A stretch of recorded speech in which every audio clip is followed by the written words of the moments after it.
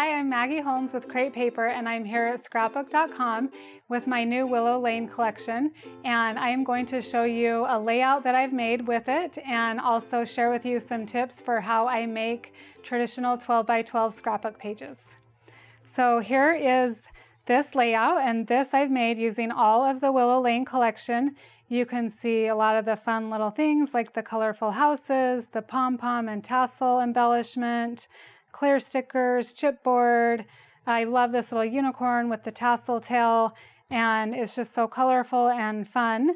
And like I said, I'm going to share some tips with you today for how I create my 12 by 12 pages. And one of the biggest things I want to share with you is that you do not have to reinvent the wheel every single time you go to make a scrapbook page. Some people might feel like in order to be creative or inspirational, they have to do something completely different on every single page. But I truly feel that that is not the case. If you find that you've made a page you love and it kind of has this basic framework, for example, you can take that framework and create more pages, multiple other pages with the same basic idea, the same basic layout, and I'll show you how just by changing the background paper and changing all of the elements that you put on there, it can feel like a whole new page. So I hope that helps you as you are creating a lot of pages with your photos to feel like you don't have to start from scratch every time with your creativity. You can simply take something you've done that you love and use that again. So I am going to now bring in this paper, and I've chosen to use this. You can see I've got a few of the elements already pre-cut just to save time, but this is one of the papers. And when I'm working on starting a new layout, what I usually do is grab my photo and I'll flip through all of the papers and pick a photo, or pick a paper rather, that matches my photo well and that kind of ties in with the color. So that's key for me, is usually to make sure that the kind of theme and fill and coloring of the paper coordinates with the photo. So this is the one I'm using here today. And also, I'm going to share with you some tips on working with busier background papers like this. So as you can see, the one I've chosen, it coordinates. It's more of a tone on tone, not super colorful, but it is very busy. And so following the framework of the first layout that I showed you, I'll bring that back in really quickly. So you can see I just have some different layers of paper back here. And so what I do, my tip for this is to now pick papers that contrast well with the background. So for example, I wouldn't probably choose this green paper with this because it kind of blends in and it doesn't pop. But the green on here really pops and stands out.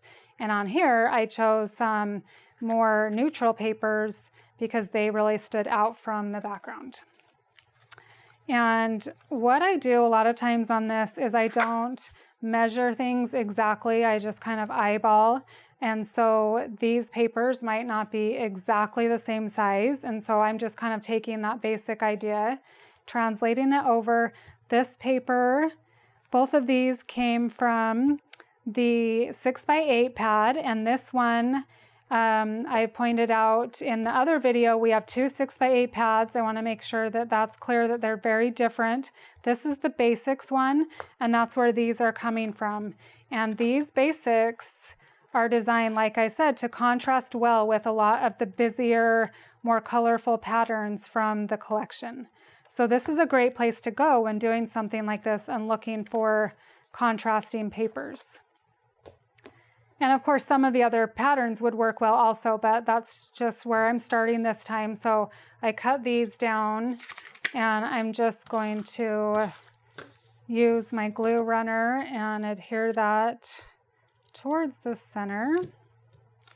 And next I'll take the brown wood grain paper and kind of eyeball that. Then the next thing I do is, you'll notice from my inspiration page, the first one I did, now I have a lot of other smaller little layers that are behind the photo but in front of those papers. So that's where all of these come in. And again, I like to use book paper, doilies, and then contrasting patterns. So I've chosen this blue paper because it ties nicely in with the blues in my photo. So again, that's something to look for. If you have pinks or yellows, you might want to pick some of these to tie in with that. And then I love this one because it just has the simple gold foil hearts. And so starting, I know I've already pre-cut these, and so what I would do if I hadn't pre-cut these is I would take my photo and then I would start building down from there. And so I would take my book paper first, and this was just like this, and then I folded it so that it had a little bit showing all around. You could just trim that off, but I like to fold it. It gives a little dimension, and then I trimmed off the extra. So I would start there and put that down first. And then my next one, I would take this paper. I like little black and white polka dot or floral, and glue that down. And again, I've just trimmed it so it gives a nice little border. And now here, when I get to something colorful that I have more of a pattern that I would like to show off, a lot of times what I'll do is cut it so it's a little bit bigger so that I can see some of that pattern as opposed to just the tiny little border. Or I might offset it. If you can see that when I glue it down, I might offset it like this or like this so that you can see some of that floral peeking through, and I'll kind of pick the side that looks best.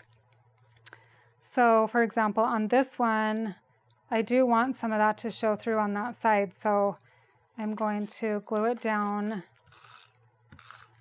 so a little bit more is hanging off. And again, this is not an exact science. With my layering, I just like to play with things, and I do it maybe a little bit differently each time. It's not something that has to be lined up perfectly.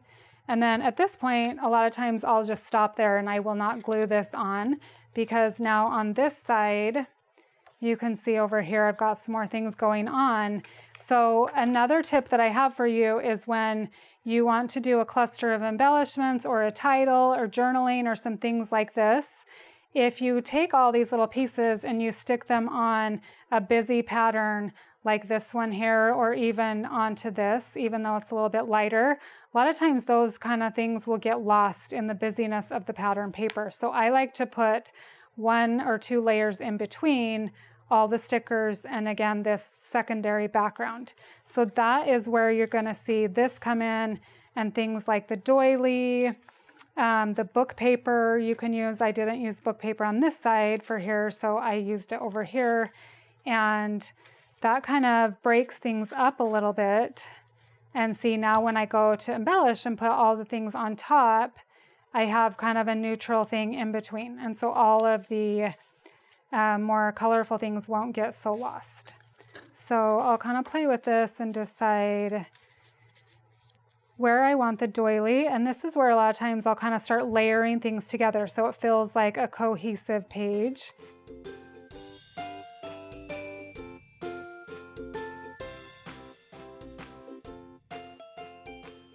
So as you can see, I kind of now have the same sort of feel, but it's obviously already feeling a lot different. And I could even have flip-flopped this so that the photo was on the other side if I wanted to make it feel even more different. But now here's where I've got all of my flat pieces. I'm going to glue this down. And next is the fun part where you get to bring in all of the stickers and embellishments and just be creative and have fun.